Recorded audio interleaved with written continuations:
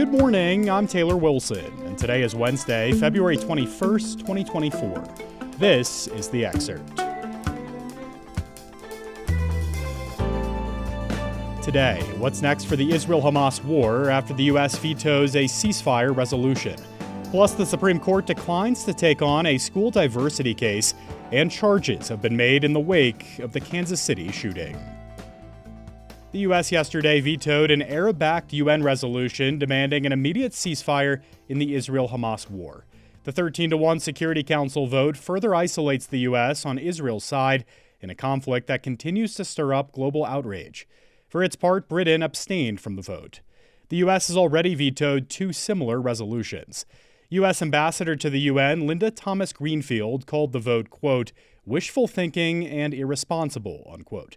She said in a statement that the U.S. has been working on a hostage deal and 6-week truce that could serve as the first step toward building a long-term solution to the crisis. And she said that demanding an immediate ceasefire without an agreement requiring Hamas to release hostages will not bring a durable peace. A draft U.S. resolution would call for a temporary ceasefire in Gaza, contingent on all hostages being freed. The resolution would urge Israel to abandon plans to invade Rafah, the southern Gazan city filled with refugees who have fled violence elsewhere in the territory. Meanwhile, the UN World Food Program said yesterday that it's pausing deliveries in northern Gaza until safe conditions are in place for their staff and people they're trying to reach. The suspension of food and aid distribution could have disastrous consequences in Gaza, where an estimated 25% of people are near starvation. The Supreme Court yesterday declined to take on a controversial admissions policy meant to increase diversity at a prestigious high school. I spoke with USA Today reporter Maureen Groppe to learn more. Maureen, thanks for hopping on The Excerpt today. Happy to be here. So, Maureen, what's some of the background information our listeners should know about this case, and what did the High Court decide here? Well, this decision comes after the Supreme Court ended the use of affirmative action at Harvard and the University of North Carolina. That was one of their biggest decisions last year, and schools and businesses have been scrambling to respond ever since. In this case, a top school in Virginia had an admissions policy that relied on where the potential students lived, not on their race. But some parents complained that the policy ended up increasing the number of Black students at the expense of Asian American students. So those parents challenged the policy. They lost at the Fourth Circuit Court of Appeals, and the Supreme Court let that decision stand. And what did we hear from the dissenting justices on this? Well, 2 of the 9 justices disagreed with their colleagues' decision not to review the admissions policy of this high school. Justice Alito wrote a dissent, and Justice Thomas signed on to that dissent. In it, Alito said that the Fourth Circuit, the lower court, wrongly upheld the policy because Asian Americans are still overrepresented in the high school. They're just not as much as they were before. And Alito said that's like saying racial discrimination is constitutional so long as it's not too severe. And Maureen, what are the broader implications of the court's decision not to hear this case? Well, it may be that the court is saying that there are ways to achieve diversity without using racial preferences. But one expert I quote said that it may also be that the court is waiting to see the various ways that schools respond to last year's decision and then see if those new policies are challenged and whether the lower courts then uphold them or strike them down. They want this to percolate a little bit more before they weigh in again. And you mentioned those affirmative action decisions. Was this decision to decline to review the case surprising after those rulings on college affirmative action in recent months? How do these cases compare? It's a little hard to answer that question without knowing the reasons that the appeal was denied. Alito and Thomas, they wrote a dissent, as I said, explaining their position, but the justices who didn't want to take the case rejected it without comment. And that's typical that happens.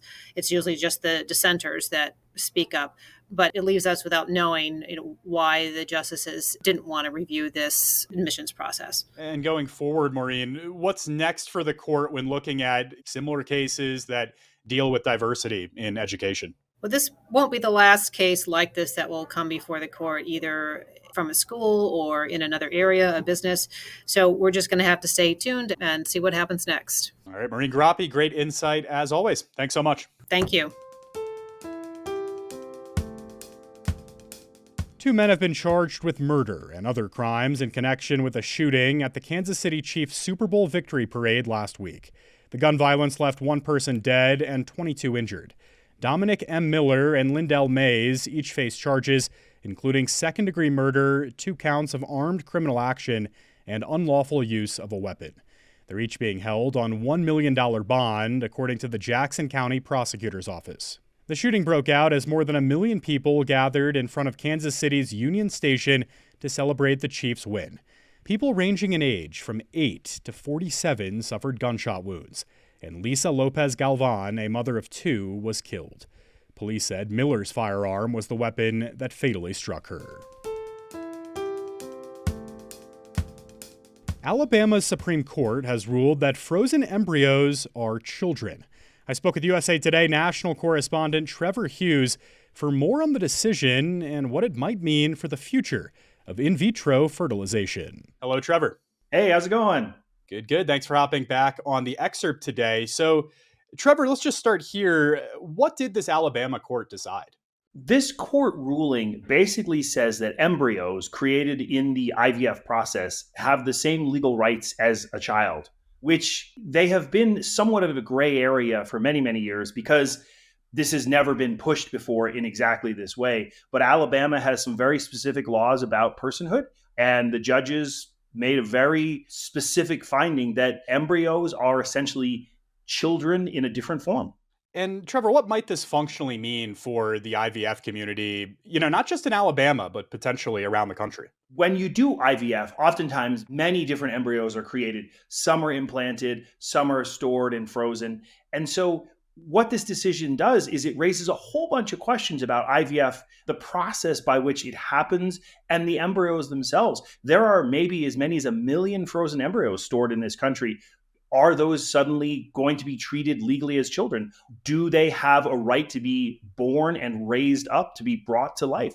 There's a lot of questions we just don't yet have answers to. Trevor, what do supporters of this court decision argue? For many religions, particularly the Christian faith, life begins at conception. And so for them, these embryos are worthy of protection as a child. And so they're applauding this ruling and saying this is something that should have been done a long time ago, and that these embryos, which are created in God's image, should be allowed to develop. Trevor, it is an election year. What impact could this have on the presidential election where reproductive rights are really shaping up to be a major issue? I would say having a family is such a deeply personal decision, and it affects Americans of all walks of life. And I think it just adds emotional fuel to this ongoing conversation in America about abortion rights, reproductive rights, and health care for women and men. All right, Trevor Hughes is a national correspondent for USA Today. Thank you, Trevor. Glad to be here. Capital One is acquiring Discover Financial Services in an all-stock transaction valued at over $35 billion, the company said yesterday. Capital One shareholders will own 60% of the combined company, while Discover shareholders will own 40%.